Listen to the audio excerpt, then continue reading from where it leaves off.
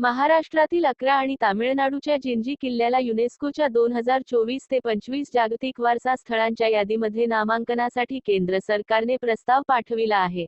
याबद्दल आनंद व्यक्त करतानाच या किल्ल्यांना असलेला शौर्य, पराक्रम आणि रयतेच्या कल्याणाचा वारसा आणि ऐतिहासिक महत्त्व लक्षात घेता त्यावर अंतिम मोहरही उमटेल, असा विश्वास मुख्यमंत्री एकनाथ शिंदे यांनी व्यक्त केला आहे.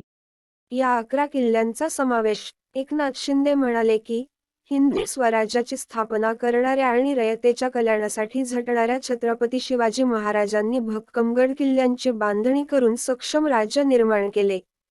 गेली अनेक शतके ताठ मानेने उभी असलेल्या या गड किल्ल्यांवर ऐतिहासिक वारशाची मोहोर उमटवण्याचा प्रयत्न सुरू आहे.